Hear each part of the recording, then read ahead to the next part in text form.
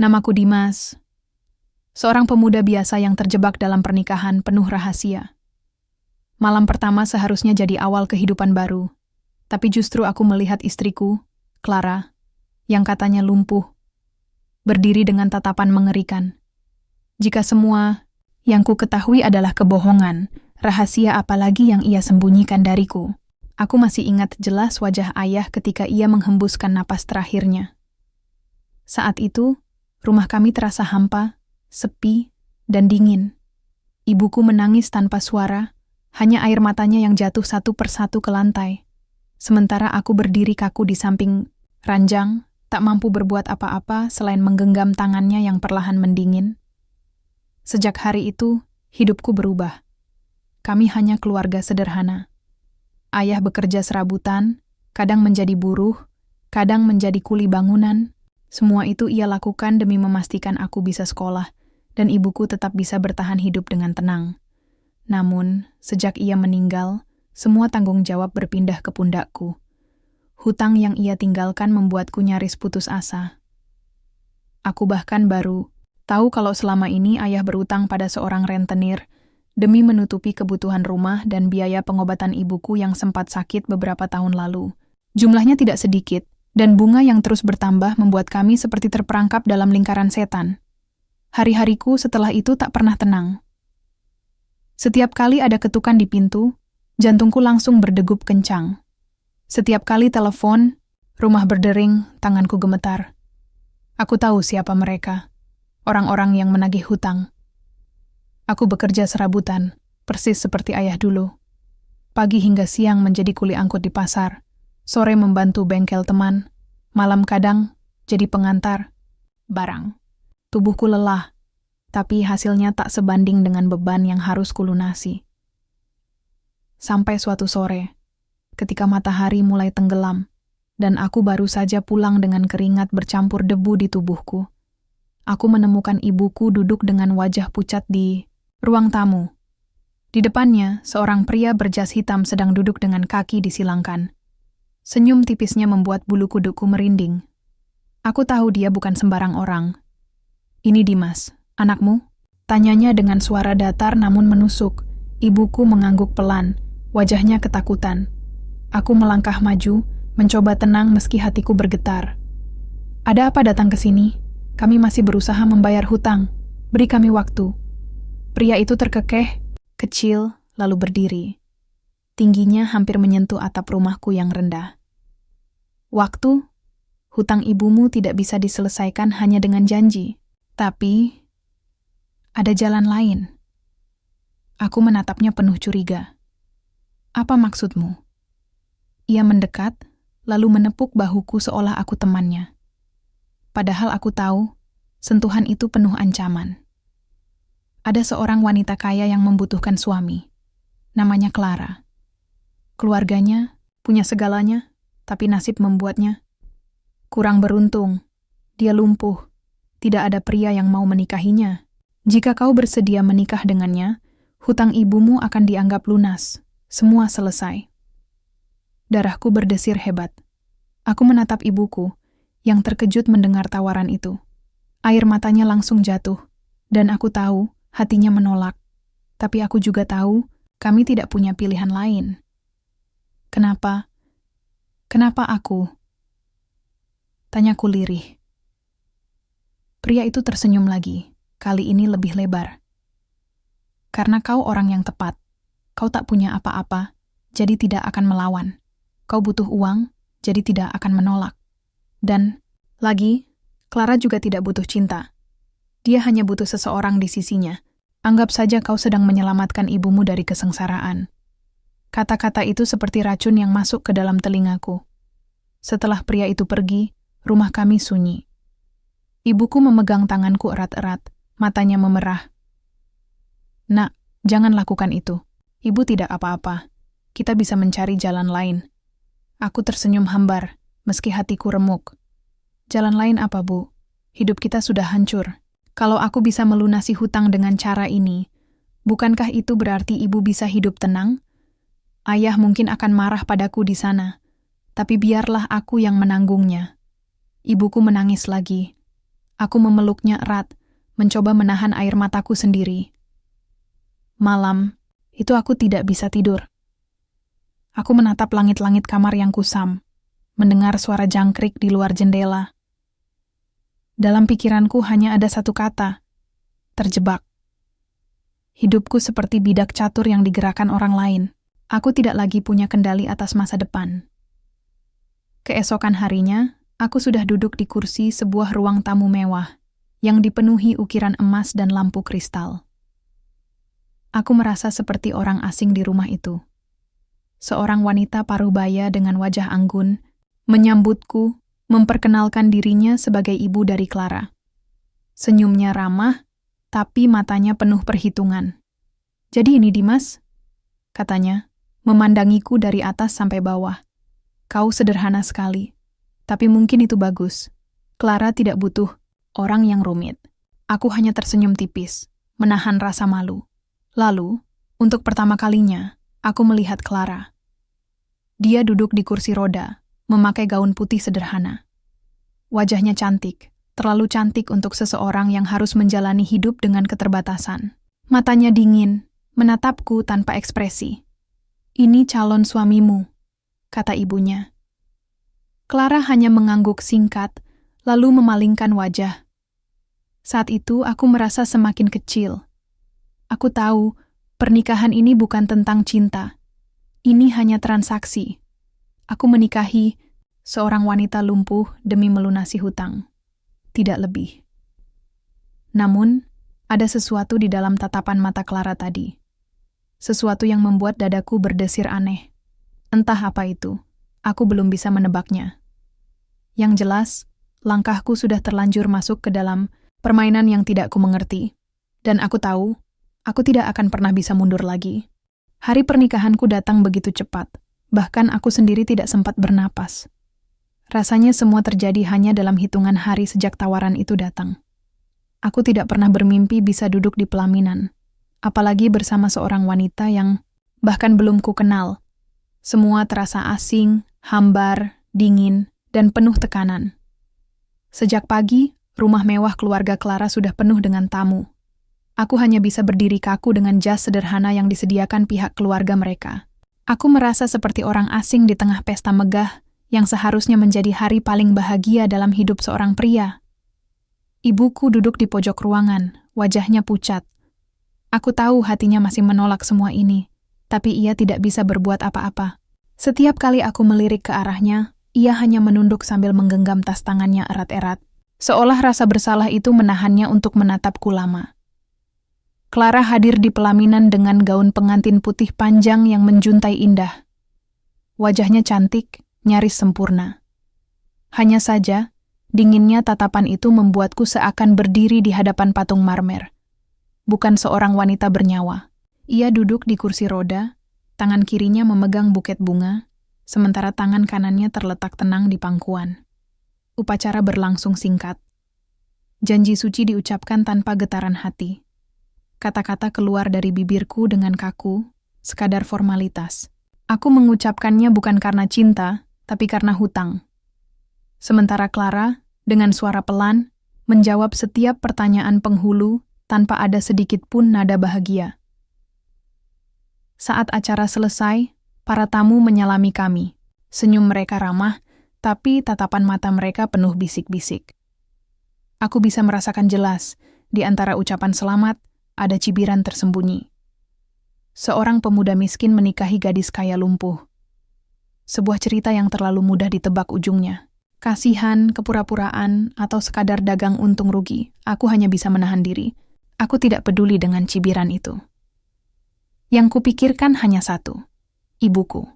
Hutangnya sudah lunas. Itu yang terpenting. Malam pun tiba. Rumah besar itu terasa semakin sunyi setelah pesta usai. Aku duduk di kamar pengantin, menatap ranjang besar dengan spray putih bersih yang tidak membuatku merasa nyaman sedikit pun.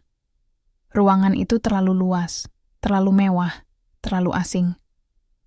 Aku menatap Clara yang masih duduk di kursi roda. Ia menunduk, memainkan jarinya sendiri. Lama sekali ia tidak berbicara, seakan menunggu aku yang harus memulai percakapan. Aku menghela napas panjang. Aku tahu, kau juga tidak menginginkan pernikahan ini. Aku menikah denganmu bukan karena cinta, tapi karena keadaan. Jadi, kau tidak perlu khawatir. Aku tidak akan macam-macam. Aku hanya akan menjalani peranku sebisa mungkin. Clara mendongak perlahan. Matanya menatapku dengan tatapan yang sulit kubaca. Kau bicara seolah kau adalah korban, katanya pelan. Suaranya tenang, tapi menusuk. Aku terdiam, tidak tahu harus menjawab apa. Memang benar, aku merasa menjadi korban. Tapi di sisi lain, bukankah aku juga mendapat keuntungan? Hutang ibuku lunas. Tidurlah, aku tidak akan mengganggumu. Tambah, Clara, lalu memutar kursi rodanya ke arah jendela. Aku menghela napas lagi. Wanita ini benar-benar aneh. Aku mencoba berbaring di ranjang, menutup mata, tapi tubuhku tegang. Aku tidak bisa tidur. Bayangan tentang masa depan terus menghantui. Bagaimana aku bisa bertahan hidup dalam pernikahan tanpa cinta ini? Bagaimana aku bisa hidup dengan wanita yang tidak pernah menatapku dengan hangat? Jam menunjukkan tengah malam ketika aku mendengar suara berdecit pelan. Aku membuka mata, lalu terkejut. Clara berdiri. Ya, berdiri. Aku sampai bangun dari ranjang, nyaris tidak percaya dengan apa yang kulihat. Clara berjalan pelan, tanpa bantuan siapapun. Langkahnya anggun, tidak menunjukkan sedikit pun tanda kelemahan. Gaun malam yang dipakainya, terayun lembut, menambah kesan tidak nyata pada pemandangan itu. Clara, suaraku parau, antara takut dan tidak percaya. Ia menoleh padaku, senyumnya samar, dingin dan penuh rahasia. Kau terkejut ya? Aku tidak bisa menjawab. Mulutku kaku. Clara melangkah mendekat, lalu berhenti di hadapanku. Aku tidak lumpuh, Dimas. Semua itu hanya pura-pura. Keringat dingin membasahi pelipisku. Kenapa engkau berpura-pura? Apa maksud semua ini? Ia menatapku lekat-lekat, membuat dadaku bergetar hebat. Aku tidak bisa menjelaskan semuanya sekarang.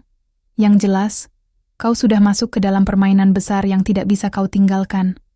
Aku tidak menikahimu karena aku butuh kasihan. Aku menikahimu karena aku butuh seseorang yang bisa kubuat percaya. Dan itu, kau. Aku mundur selangkah. Jantungku berdetak cepat. Kata-katanya seperti kabut yang menutupi pandangan. Aku tidak mengerti, tapi aku bisa merasakan bahaya mengintai di balik setiap kalimatnya. Tidurlah, Dimas. Lanjutnya sambil berbalik menuju kursi rodanya. Besok kau akan mulai melihat siapa aku sebenarnya. Aku terpaku di tempat. Rasanya seperti terjebak dalam mimpi buruk yang tidak bisa kuakhiri. Malam itu, untuk pertama kalinya aku menyadari. Hidupku benar-benar bukan lagi milikku. Aku tidak bisa tidur malam itu. Kata-kata Clara terus berputar di kepalaku, menampar kesadaranku berkali-kali. Ia tidak lumpuh. Selama ini ia berpura-pura. Semua orang percaya ia cacat. Tapi kenyataannya ia bisa berjalan, bahkan melangkah dengan anggun. Aku menatap langit-langit kamar yang gelap, mendengar detak jam berdentang seperti menghitung detik menuju sesuatu yang tak kukenal. Tubuhku berkeringat dingin, meski udara malam begitu sejuk. Pagi datang dengan cahaya matahari yang menembus tirai kamar. Aku bangun dengan mata berat, sementara Clara sudah duduk kembali di kursi rodanya.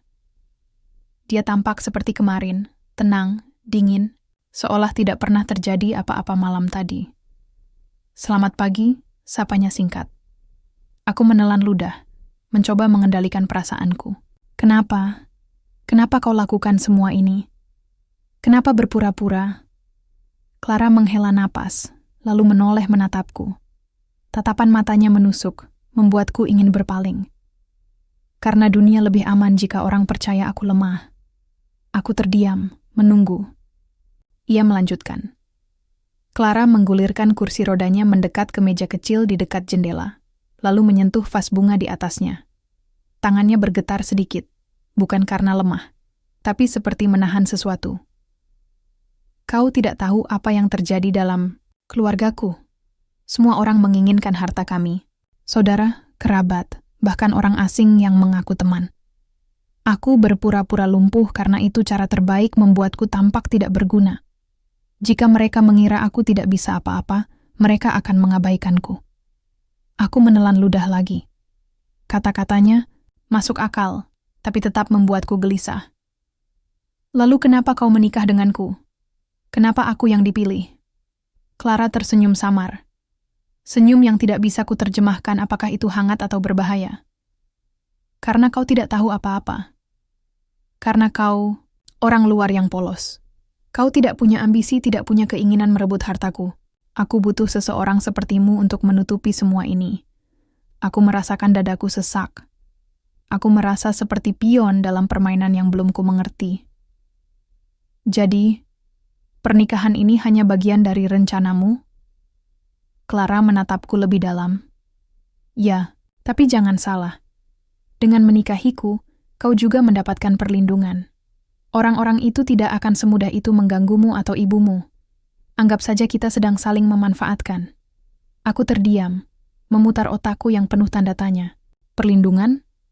Dari siapa sebenarnya ia bicara? Hari-hari berikutnya terasa ganjil. Pagi, Clara berperan sebagai wanita lumpuh di hadapan keluarganya dan para pelayan. Semua orang tampak percaya bahwa ia benar-benar tidak bisa berjalan. Namun setiap kali malam tiba, ia menunjukkan diriku sisi yang berbeda. Clara yang kuat, Clara yang bisa berdiri tegak, Clara yang berani menatapku dengan rahasia besar di matanya. Aku mulai merasa seperti hidup di dua dunia yang bertabrakan. Suatu malam, setelah makan malam keluarga yang begitu kaku, Clara memintaku menemuinya di balkon kamar. Angin malam berhembus, membawa aroma bunga dari taman luas di bawah sana. Aku tahu kau mulai curiga padaku, katanya tanpa menoleh. Aku mendekat, berdiri di sampingnya. Siapa sebenarnya kau, Clara? Apa yang sebenarnya kau sembunyikan dariku? Ia tersenyum tipis. Aku sudah bilang, aku berpura-pura lumpuh demi keselamatan diriku. Tapi itu bukan satu-satunya rahasia. Ada sesuatu yang lebih besar, sesuatu yang tidak bisa kuminta orang lain percaya begitu saja. Tapi cepat atau lambat, kau akan melihatnya sendiri. Aku menatapnya bingung. Kau bicara seolah aku tidak punya pilihan.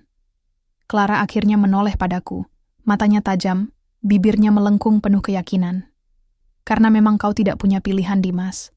Kau sudah masuk ke dalam hidupku, dan sekali kau masuk, tidak ada jalan keluar.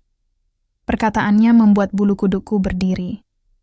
Ada nada ancaman sekaligus kepastian. Beberapa hari kemudian, aku mulai memperhatikan hal-hal aneh di rumah besar itu. Pelayan yang tampak gugup setiap kali berdekatan dengan Clara. Suara bisik-bisik yang langsung terhenti ketika aku muncul. Surat-surat yang datang dengan amplop hitam, tapi selalu langsung dibakar oleh Clara sebelum sempat kubaca. Rasa penasaran dan ketakutanku bercampur jadi satu. Suatu sore, aku memberanikan diri membuka lemari kerja kecil yang ada di kamar kami. Di dalamnya aku menemukan beberapa dokumen, potongan koran tentang penangkapan anggota mafia, berita kecelakaan misterius yang menewaskan orang-orang penting, dan catatan keuangan keluarga Clara yang berantakan. Aku nyaris tak percaya. Keluarga, ini tidak sesempurna yang mereka tunjukkan di luar. Ada sesuatu yang gelap, busuk, dan mengancam dari balik kemewahan ini. Saat aku masih sibuk membaca, tiba-tiba suara Clara terdengar dari belakang. Kau tidak boleh membuka itu. Aku tersentak, hampir menjatuhkan kertas di tanganku. Clara berdiri di pintu, wajahnya tanpa ekspresi, tapi matanya menyala tajam. Aku hanya ingin tahu apa yang sebenarnya terjadi. Jawabku terbata. Clara mendekat perlahan, lalu mengambil kertas dari tanganku. Kau akan tahu. Tapi bukan dengan cara mengintip. Kau akan tahu karena aku sendiri yang akan menunjukkannya. Aku tercekat. Nada suaranya membuatku tak bisa membantah. Malam itu aku tidak bisa berhenti memikirkan satu hal. Rahasia Clara jauh lebih besar daripada yang kubayangkan. Dan entah kenapa, aku merasa hidupku mulai benar-benar berada di tepi jurang. Hari-hariku bersama Clara berjalan seperti mimpi buruk yang berulang. Siang hari aku melihatnya berperan sebagai wanita lumpuh, duduk anggun di kursi roda, menerima tatapan kasihan dari keluarga dan para tamu yang datang. Malam hari, aku melihatnya berjalan dengan tegak, penuh rahasia, penuh kendali, seakan-akan ia adalah orang lain. Aku mulai merasa gila. Setiap langkah yang kuambil di rumah besar itu terasa seperti langkah di dalam labirin. Aku tidak tahu jalan keluar, tapi aku terus berjalan, karena jika berhenti, aku mungkin akan hancur di tempat. Aku memutuskan satu hal. Aku harus tahu lebih banyak tentang keluarga Clara, tentang ayahnya, ibunya, dan semua yang tersembunyi di balik dinding mewah ini. Sore itu, aku sengaja keluar rumah. Katanya aku bebas pergi kemanapun, asal kembali sebelum malam. Dengan alasan ingin menenangkan diri, aku berjalan menuju kota. Hatiku dipenuhi rencana. Aku akan mencari tahu tentang keluarga istriku. Aku mulai dari tempat sederhana, perpustakaan, kota. Di sana, aku mencari arsip lama. Tanganku bergetar ketika menemukan nama keluarga Clara tercantum di beberapa artikel lama. Pengusaha besar keluarga Hartanto perkuat bisnis ekspor-impor. Begitu salah satu judulnya. Foto ayah Clara, terpampang dengan senyum percaya diri. Aku mengamati matanya. Matanya tajam, penuh ambisi. Lalu aku beralih ke artikel lain. Dugaan pencucian uang terkait mafia lokal. Keluarga kaya membantah. Artikel itu ditulis bertahun-tahun lalu, tapi jantungku langsung berdegup kencang. Keluarga Clara disebut secara samar, tanpa menyebut nama langsung, tapi jelas sekali yang dimaksud adalah keluarganya. Aku menutup koran itu cepat-cepat. Takut ada yang memperhatikan, tapi rasa ingin tahuku terus mendorongku. Aku menemukan artikel lain tentang kecelakaan misterius seorang pejabat daerah. Mobilnya terbakar, dan saksi mata mengatakan sempat melihat pria mirip paman Clara berada di sekitar lokasi kejadian. Dadaku sesak. Seolah setiap lembar kertas yang kubuka semakin menjerumuskanku lebih dalam ke dalam lubang gelap yang tidak bisa kutinggalkan. Aku pulang dengan kepala penuh. Malamnya, aku duduk di balkon, menatap langit gelap penuh bintang.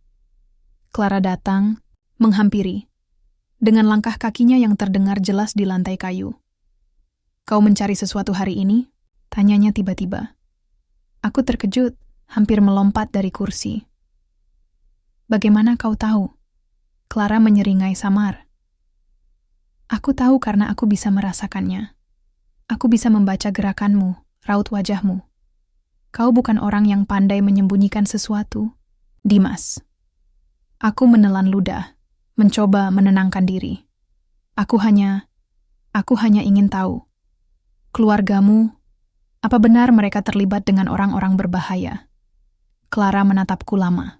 Wajahnya tenang, tapi matanya tajam seperti pisau. "Apa yang kau lihat?" Aku menggeleng cepat. Hanya artikel lama, tapi semuanya terlihat seperti potongan-potongan yang membentuk gambar besar. Dan gambar itu menyeramkan. Clara mendekat, berdiri tepat di hadapanku. "Kau tidak salah. Keluargaku memang terjebak dalam permainan kotor. Ayahku berbisnis dengan orang yang seharusnya tidak pernah disentuh. Pamanku terlibat terlalu jauh. Dan aku adalah satu-satunya yang tidak bisa mereka kendalikan sepenuhnya." Jantungku berdegup kencang. Lalu, aku? Apa peranku dalam semua ini? Clara menyentuh bahuku pelan. Sentuhan dinginnya membuat tubuhku merinding. "Kau adalah tamengku. Dengan menikahiku mereka akan mengira aku aman. Mereka akan mengira aku tidak punya niat melawan karena aku lumpuh dan hanya punya suami miskin yang tidak tahu apa-apa. Tapi kenyataannya, aku sedang menyusun rencana. Dan kau, mau tidak mau, adalah bagian dari rencana itu." Aku menunduk, kepalaku berat oleh beban yang tiba-tiba jatuh di pundakku. Aku hanya ingin menyelamatkan ibuku. Aku tidak ingin masuk ke dalam ini, Clara.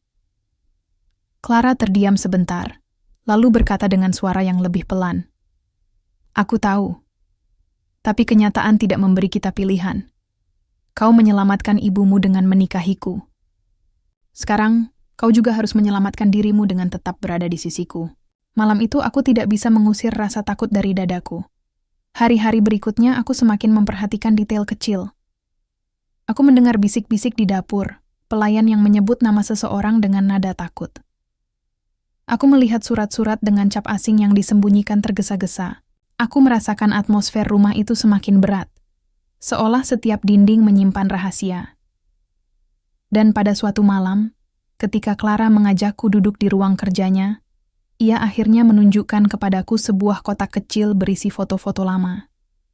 Foto ayahnya, berjabatan tangan dengan seorang pria yang wajahnya sering kulihat di berita kriminal. Foto paman Clara berdiri di samping mobil mewah dengan nomor polisi yang sama dengan yang pernah disebut di artikel kecelakaan. Tanganku gemetar saat memegang foto-foto itu. Jadi ini semua nyata. Aku tidak salah lihat. Clara mengangguk. Wajahnya datar, tapi aku bisa melihat luka di balik matanya. Ini kenyataanku, Dimas. Dan sekarang, ini juga kenyataanmu. Aku menatap foto itu lagi, lalu menatap Clara. Untuk pertama kalinya aku merasakan sesuatu yang aneh. Bukan hanya ketakutan, tapi juga iba. Wanita ini mungkin kuat, mungkin penuh rahasia, tapi di balik semuanya ia hanya seorang manusia yang terjebak dalam keluarga yang penuh kegelapan. Namun di sisi lain aku sadar, semakin jauh aku melangkah, semakin mustahil bagiku untuk kembali. Hari-hari setelah aku melihat foto-foto itu terasa berbeda. Bukan hanya karena aku mulai mengetahui betapa gelapnya keluarga Clara, tapi juga karena hatiku mulai berubah. Aneh sekali, di tengah ketakutan yang terus menghantuiku, aku mulai merasakan sesuatu yang tidak pernah kubayangkan sebelumnya. Rasa iba dan perlahan, rasa ingin melindungi Clara. Aku tidak pernah merasakan hal ini sebelumnya.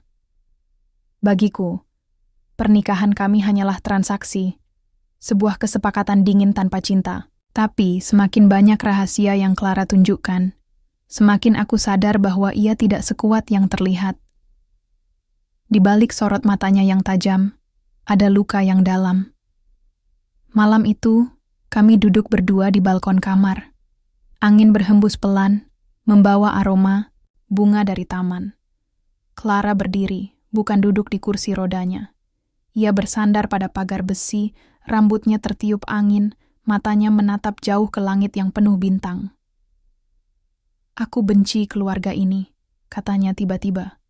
Aku menoleh, terkejut mendengar suaranya yang lirih, jauh berbeda dari biasanya. "Kenapa?" Clara menghela napas panjang.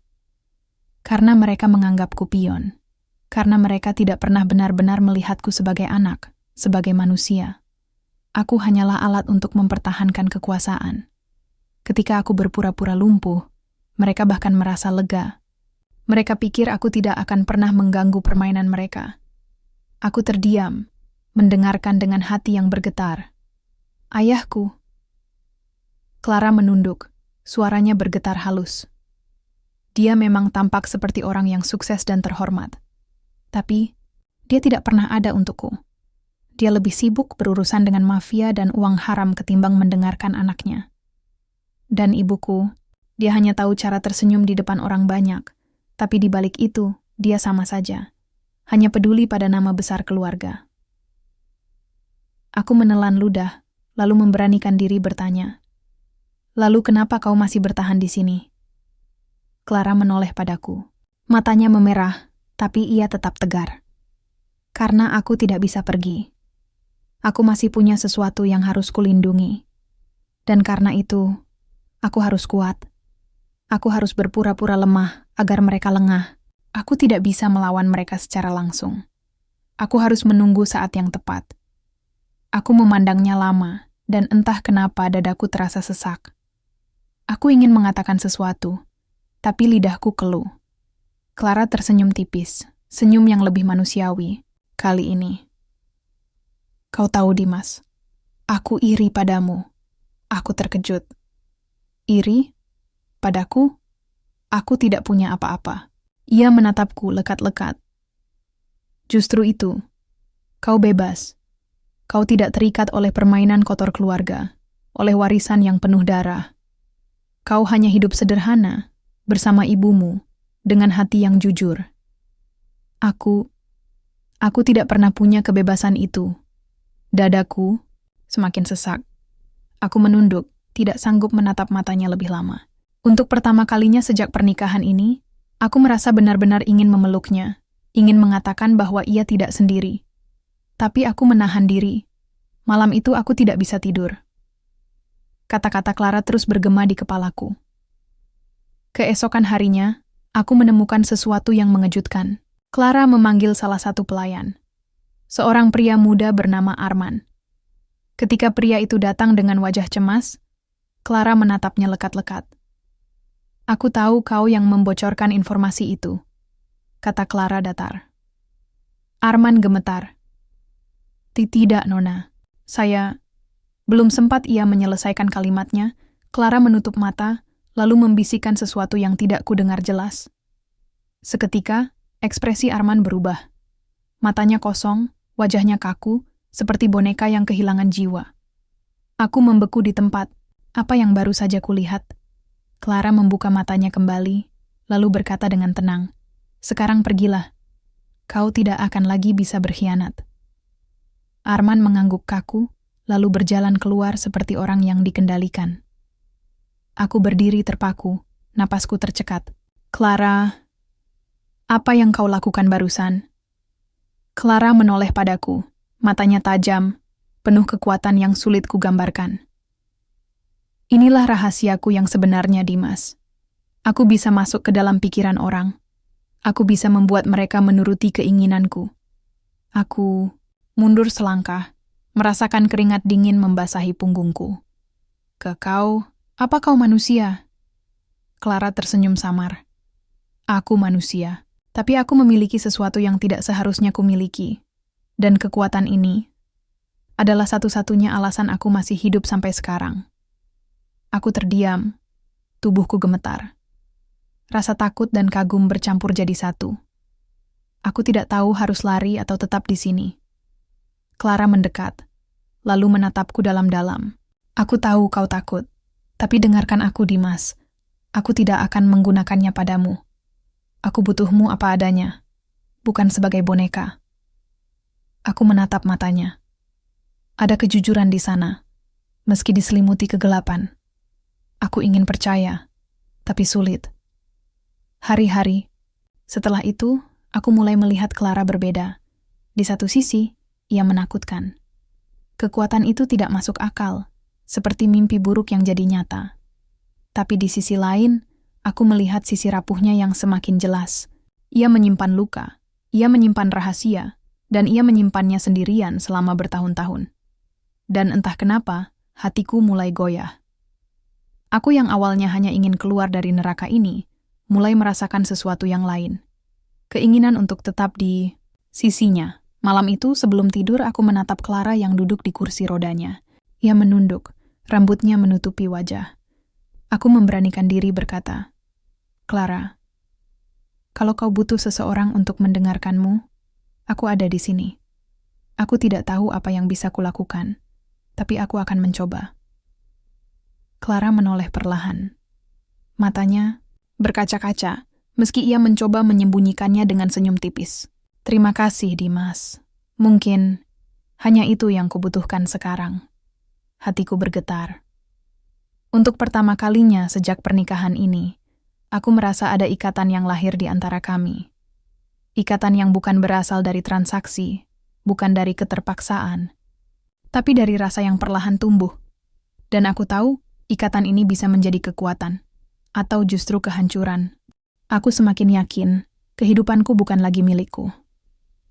Sejak malam ketika Clara menunjukkan kekuatannya yang mampu mengendalikan pikiran orang lain, aku hidup dalam perasaan yang sulit dijelaskan. Setiap kali menatap matanya, aku merasa takut sekaligus kagum. Takut karena ia bisa mengubah siapapun menjadi boneka hidup, kagum karena ia memilih untuk tidak melakukannya padaku. Namun ketakutan itu bukan satu-satunya hal yang menghantuiku. Ada sesuatu yang lebih besar, lebih gelap, yang kini mulai mendekat. Beberapa hari terakhir, suasana di rumah besar ini terasa berbeda. Para pelayan tampak gugup, bisik-bisik semakin sering terdengar, dan aku menangkap beberapa tatapan aneh yang diarahkan padaku. Bukan tatapan hormat atau kasihan, melainkan tatapan curiga, seolah aku adalah orang asing yang harus diawasi. Suatu malam, aku duduk di ruang tamu sendirian. Lampu gantung besar menggantung di atas kepalaku, tapi cahayanya terasa redup, menambah suram suasana. Aku membuka buku yang kutemukan di rak tua, namun pikiranku tidak bisa fokus. Suara langkah pelan mendekat, dan ketika aku menoleh, Clara berdiri di sana. "Dimas," katanya lirih. "Aku ingin bicara." Aku menutup buku, mencoba menenangkan debar jantungku. "Ada apa?" Clara berjalan mendekat, duduk di kursi seberangku. Wajahnya pucat, seolah menyimpan sesuatu yang berat. Aku mencium bau pengkhianatan. Ada seseorang di dalam rumah ini yang bekerja untuk mereka. Aku menegang. "Mereka? Maksudmu, mafia itu?" Clara mengangguk pelan. "Ya, orang-orang yang selama ini mengincar keluargaku. Mereka tidak akan berhenti sampai semuanya hancur, termasuk aku. Dan aku yakin salah satu dari orang dekatku adalah mata-mata mereka." Dadaku serasa dipukul. Aku menelan ludah, mencoba mencerna kata-katanya. "Kau yakin? Siapa?" Clara menunduk, jemarinya meremas gaunnya. "Aku belum tahu, tapi aku bisa merapaikannya. Gerak-gerik mereka tidak normal. Kata-kata mereka, tatapan mereka, semua menunjukkan ada sesuatu yang disembunyikan." Aku menarik napas dalam-dalam. "Kalau begitu, apa yang harus kita lakukan?" Clara menatapku lekat-lekat. Sorot matanya tajam seperti pisau. "Kita harus lebih waspada. Aku mungkin bisa mengendalikan pikiran seseorang untuk sementara, tapi aku tidak bisa mengawasi semua orang sepanjang waktu. Aku butuh kau untuk memperhatikan hal-hal kecil, Dimas. Hal-hal yang mungkin luput dari penglihatanku. Aku terdiam. Aku yang hanya orang biasa, diminta menjaga rahasia sebesar ini, rasanya mustahil. Tapi melihat wajah Clara yang serius, aku tidak bisa menolak. Hari-hari berikutnya menjadi penuh ketegangan. Aku mulai memperhatikan setiap orang di rumah. Arman, pelayan muda yang sebelumnya pernah dikendalikan Clara, kini tampak lebih tenang, tapi gerak-geriknya masih mencurigakan. Lalu ada Mbak Sari, pengurus rumah tangga yang selalu terlihat ramah, tapi sering keluar masuk kamar Clara tanpa alasan jelas. Aku bahkan sempat mendengar percakapan samar dari balik pintu dapur, suara seorang pria berbisik. "Malam ini, dia akan lengah. Kita bisa mengirim pesan." Namun saat aku membuka pintu, hanya ada 2 pelayan yang berpura-pura sibuk mencuci piring. Kecurigaan itu membuat tidurku tidak nyenyak.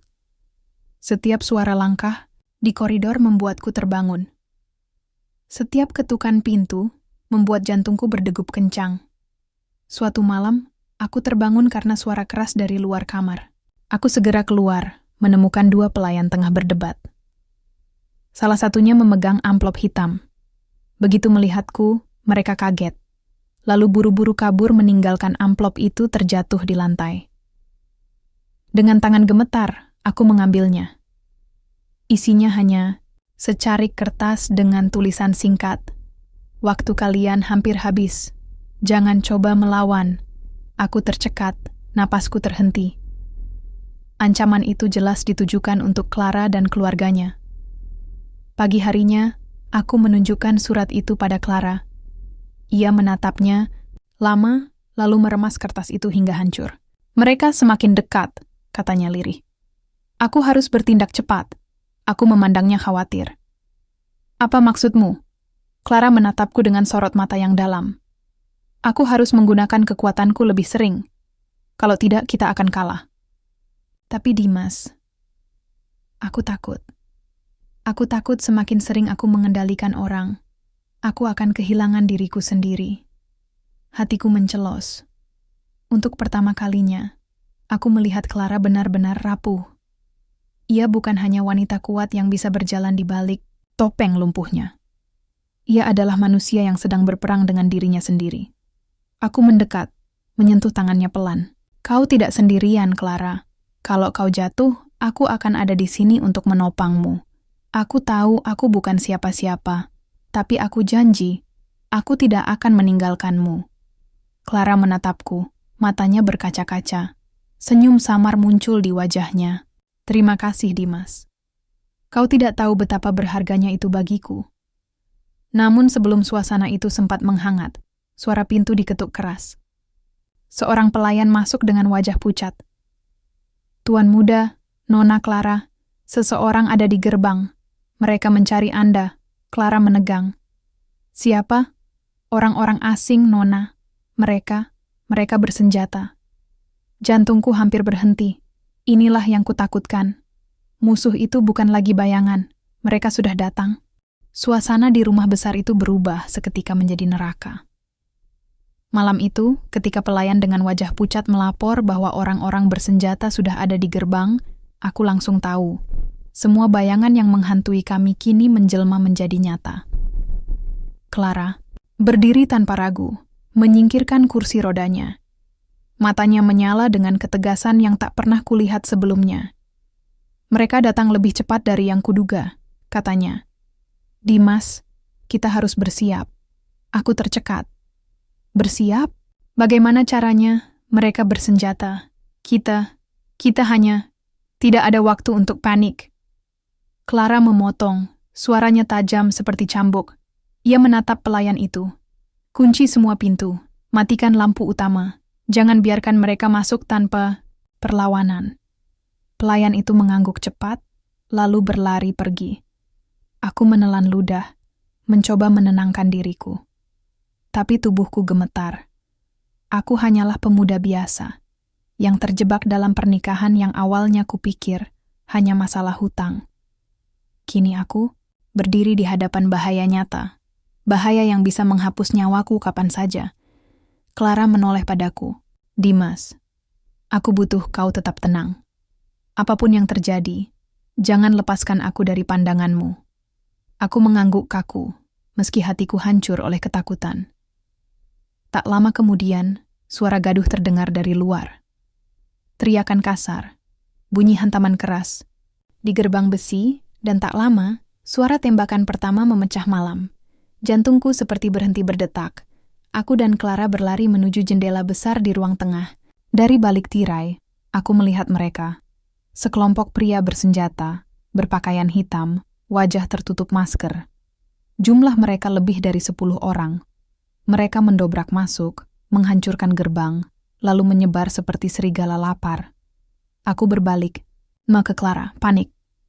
Apa yang harus kita lakukan? Clara memejamkan mata, lalu menarik napas dalam-dalam. Aku akan mencoba menghentikan sebagian dari mereka. Tapi Dimas, ia menatapku dalam-dalam. Wajahnya tegas namun rapuh. Kalau sesuatu terjadi padaku, kau harus lari. Selamatkan dirimu, dan jangan bicara begitu. Aku memotongnya, suaraku bergetar. Aku tidak akan meninggalkanmu, Clara. Kita bersama-sama dalam hal ini. Mata Clara bergetar sejenak, lalu ia mengangguk pelan. Tiba-tiba, suara kaca pecah terdengar. Seseorang memecahkan jendela dan masuk. Aku mundur refleks, tapi Clara sudah maju. Dengan tatapan tajam, ia menatap pria itu. Hanya butuh hitungan detik, mata pria itu kosong, pistolnya terjatuh, dan tubuhnya limbung. Aku menatap Clara, ngeri sekaligus kagum. Kekuatannya benar-benar nyata. Namun sebelum aku bisa bernapas lega, suara ponselku berdering. Nomor tak dikenal. Dengan tangan gemetar, aku mengangkatnya. Dimas. Suara di seberang membuat darahku membeku. Itu suara ibuku. Tapi nada suaranya penuh ketakutan. Tolong, mereka menahanku. Apa? Ibu? Suaraku pecah. Suara lain masuk, berat dan dingin. Kalau kau ingin ibumu tetap hidup, keluar sekarang. Jangan coba-coba melawan. Atau mayatnya akan kami kirimkan ke depan pintu rumah itu. Aku hampir menjatuhkan ponsel dari tanganku. Lututku lemas, tubuhku gemetar. Tidak, jangan sakiti ibuku. Kumohon. Sambungan terputus. Aku menatap Clara, wajahku hancur. Mereka menyandera ibuku. Clara, aku tidak bisa membiarkan mereka. Clara terdiam. Wajahnya menegang, matanya gelap. Sial. Mereka pintar. Mereka tahu titik lemahnya kau, bukan aku. Air mataku menetes. Aku harus pergi, Clara. Aku harus menyelamatkannya. Clara menggenggam. Lenganku keras-keras. Kalau kau pergi sendirian, itu bunuh diri. Mereka tidak hanya mengincar ibumu, mereka mengincar kita berdua. Ini jebakan, Dimas. Aku menepis tangannya, marah sekaligus putus asa. Aku tidak peduli. Aku tidak bisa hanya duduk diam sementara mereka mengancam ibuku. Clara menatapku lama, sorot matanya berkecamuk antara marah, takut, dan sedih. Akhirnya ia berkata lirih, "Kalau begitu, aku akan ikut, apapun risikonya." Aku menoleh, terkejut. "Clara, tidak, aku sudah bilang," Clara memotong. "Aku tidak akan membiarkanmu sendirian. Kalau kita harus melawan, kita melawan bersama. Aku tidak punya waktu untuk berdebat." Suara tembakan semakin mendekat, suara langkah-langkah berat menggema di koridor. Waktu kami hampir habis. Dengan tergesa, Clara menarik tanganku. "Ada jalan rahasia di rumah ini. Ayahku membangunnya dulu untuk keadaan darurat. Kita bisa keluar lewat sana." Kami berlari menyusuri lorong sempit di balik rak buku besar. Udara, di dalamnya pengap, gelap, penuh debu. Suara dari luar semakin jauh, tapi degup jantungku semakin keras. Di ujung lorong, sebuah pintu kecil terbuka. Dari sana, aku bisa melihat halaman belakang, gelap dan sepi. Kami keluar dengan hati-hati, lalu menyelinap menuju garasi tua di sisi rumah. Clara membuka sebuah mobil hitam. "Naik!" Aku masuk dengan cepat. Clara mengambil alih kemudi, wajahnya tegas meski tubuhnya bergetar. Mobil melaju kencang menembus malam, jalanan sepi. Hanya suara mesin dan degup jantungku yang memenuhi telinga. Di tengah perjalanan, Clara berkata lirih, "Dimas, kalau kau harus memilih, kau akan memilih siapa? Aku atau ibumu?" Pertanyaan itu menusuk jantungku. Aku tercekat, tidak bisa menjawab. Clara tersenyum getir. "Itulah permainan mereka. Mereka ingin kau hancur karena pilihan itu. Tapi dengarkan aku, Dimas. Apapun yang terjadi nanti, jangan biarkan dirimu kehilangan segalanya." Aku menunduk, air mataku jatuh tanpa bisa kutahan. Malam itu, aku sadar, hidupku tidak lagi hanya tentang hutang. Hidupku kini adalah pertaruhan nyawa antara ibuku, Clara, dan aku sendiri, dan aku tidak tahu apakah aku sanggup memilih. Mobil melaju menembus kegelapan, hingga akhirnya berhenti di gudang tua di pinggiran kota.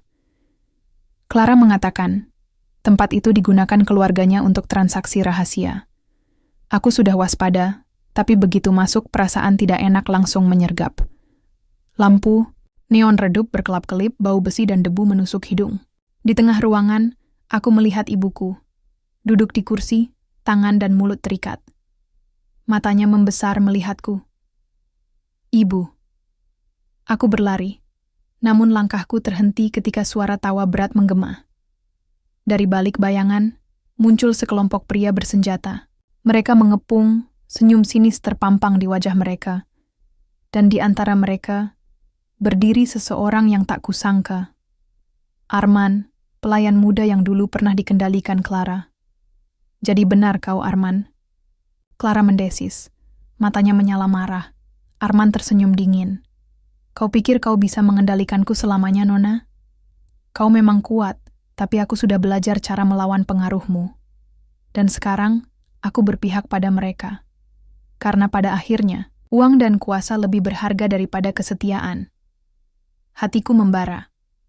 Pengkhianat itu ada di depan mata. Clara maju selangkah, sorot matanya tajam. "Kau sudah memilih jalanmu, Arman.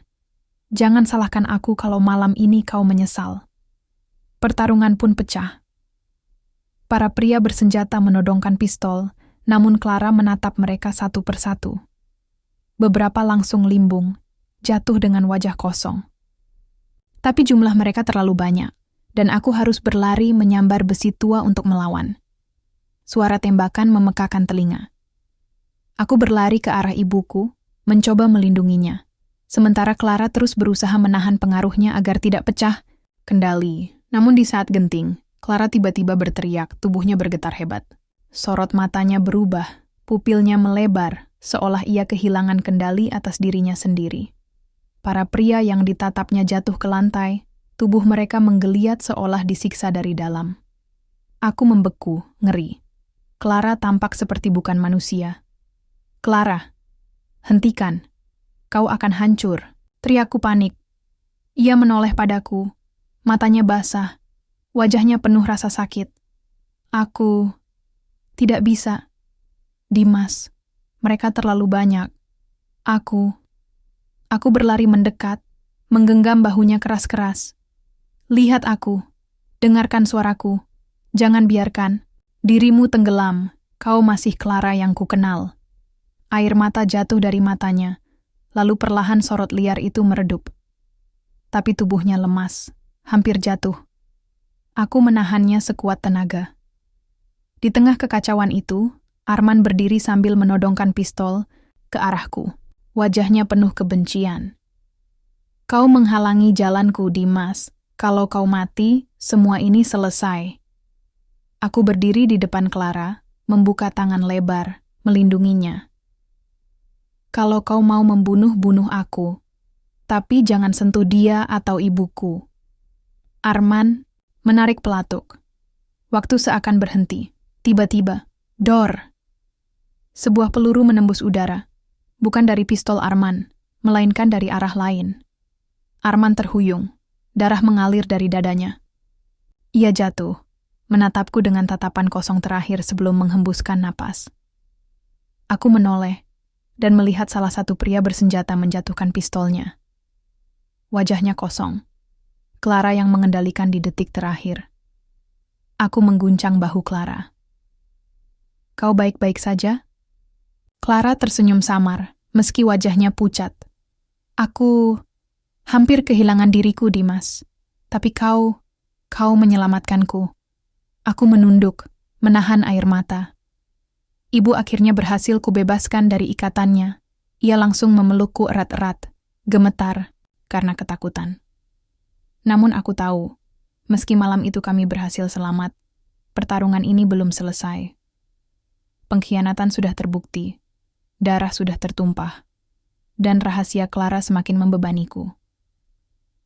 Dan di lubuk hati terdalam, aku tahu, akan tiba, saatnya aku harus memilih, melindungi ibuku atau tetap di sisi Clara. Malam berdarah itu akhirnya berakhir. Gudang tua yang tadi menjadi medan pertempuran kini sunyi, hanya menyisakan bau mesiu, bercak darah di lantai, dan tubuh-tubuh tak bernyawa. Aku berdiri terpaku, tubuhku gemetar, napasku terengah, seolah paru-paruku menolak bekerja dengan benar. Aku memandang ibuku yang bersandar lemah di kursi, wajahnya pucat dan penuh ketakutan. Aku segera mendekapnya. Ibu, maafkan aku tidak bisa melindungimu dengan baik. Ucapku, suaraku bergetar. Ibuku hanya menangis, air matanya jatuh di pundakku. Aku takut kehilanganmu, Dimas. Aku takut. Aku mengusap punggungnya, pelan mencoba menenangkan meski hatiku sendiri hancur. Clara berdiri tidak jauh dariku. Wajahnya pucat, keringat bercucuran, matanya kosong, menatap tubuh Arman yang tergeletak di lantai. Pengkhianatan itu jelas meninggalkan luka dalam dirinya. Aku menoleh, memanggilnya pelan. Clara. Ia tidak bergerak. Aku mendekat, menggenggam tangannya. Kulitnya dingin, jemarinya bergetar. Aku membunuhnya, bisiknya lirih. Aku menelan ludah, menatapnya dalam-dalam. Dia memilih jalan itu sendiri. Dia mengkhianatimu, mengkhianati kita. Jangan salahkan dirimu. Clara menoleh padaku, matanya berkaca-kaca. Kau tidak mengerti. Setiap kali aku menggunakan kekuatanku, aku merasa bagian dari diriku menghilang. Aku takut suatu hari aku tidak lagi menjadi diriku sendiri. Aku menarik napas panjang, lalu menggenggam tangannya lebih erat. Kalau itu terjadi, kalau kau kehilangan dirimu, aku akan jadi pengingatmu. Aku tidak akan membiarkanmu hilang begitu saja. Air mata jatuh dari matanya. Untuk pertama kalinya, Clara membiarkan dirinya menangis di hadapanku. Ia bukan lagi wanita dingin dan penuh rahasia. Malam itu, ia hanyalah manusia rapuh yang butuh seseorang untuk menggenggamnya, agar tidak tenggelam. Kami akhirnya meninggalkan gudang dengan langkah gontai. Aku membawa ibuku pulang ke rumah sakit terdekat untuk dirawat. Tubuhnya tidak terluka parah, tapi trauma jelas membekas di matanya. Di ruang tunggu rumah sakit, aku duduk terpaku. Pikiranku berputar cepat, mengulang semua yang terjadi. Aku merasa bersalah, marah, takut, semuanya bercampur jadi satu. Clara duduk di sebelahku. Kami tidak banyak bicara, hanya diam dalam kesunyian. Hingga akhirnya ia berkata lirih, "Kau menyesal menikah denganku, bukan?" Pertanyaan itu membuatku menoleh. Aku melihat wajahnya, lelah, rapuh, penuh rasa bersalah. Aku terdiam sejenak, lalu menggeleng. Kalau saja semua ini tidak terjadi, mungkin aku akan bilang iya. Tapi sekarang, aku tidak bisa lagi membayangkan hidup tanpa kau di sisiku. Meski aku takut, meski aku tidak tahu apa yang akan terjadi, aku tidak menyesal, Clara. Matanya membesar, lalu ia menunduk, menutup wajah dengan tangannya. Kenapa? Kenapa kau masih bisa berkata begitu setelah semua yang kulakukan padamu? Aku tersenyum samar, meski hatiku perih. Karena aku tahu, di balik semua ini, kau bukan monster. Kau hanyalah manusia yang terjebak, sama seperti aku. Diam-diam, aku sadar sesuatu berubah di antara kami. Ada ikatan yang tumbuh lebih kuat daripada sebelumnya. Bukan sekadar keterpaksaan, bukan sekadar hutang, tapi sesuatu yang lahir dari rasa sakit dan perjuangan bersama.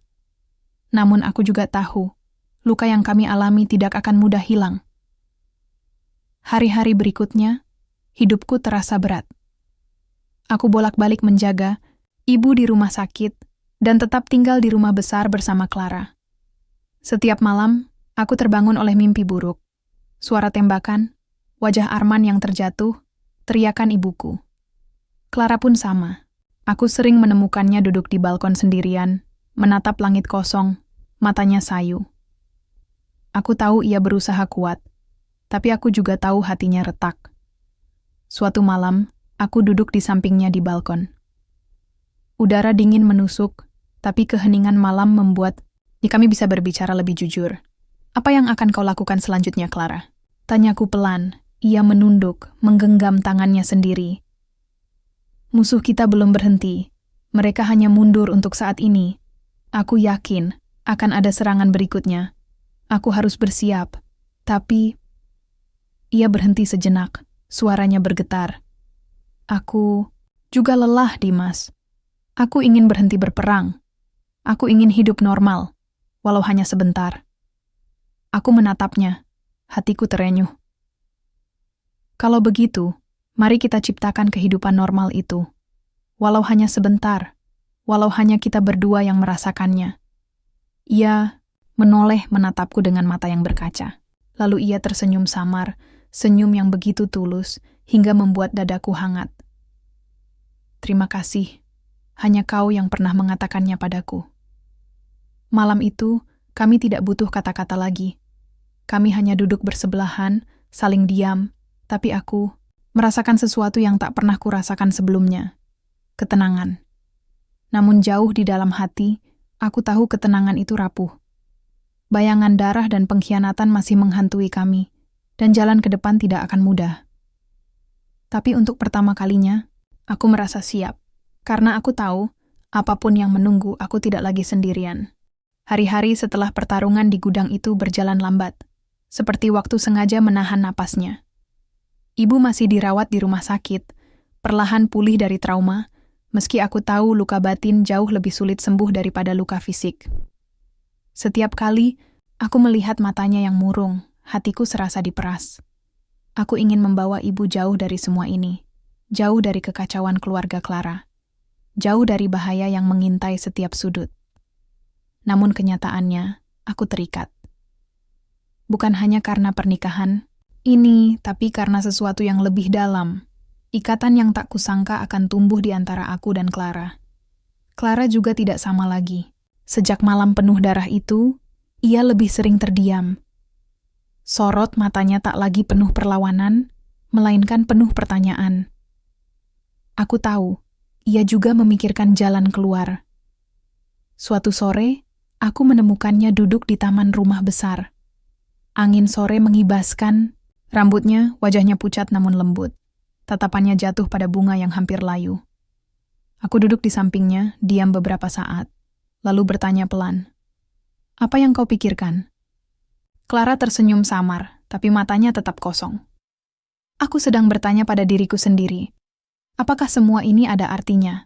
Semua pertarungan, semua rahasia, semua luka. Apakah pada akhirnya hanya meninggalkan kehancuran? Aku menatapnya, lama, lalu menjawab lirih. Mungkin kehancuran itu tidak bisa dihindari. Tapi yang membuatnya berbeda adalah dengan siapa kita melaluinya. Ia menoleh, matanya bergetar. Dan kau benar-benar mau tetap di sisiku, Dimas. Meski kau tahu hidupmu bisa hancur kapan saja?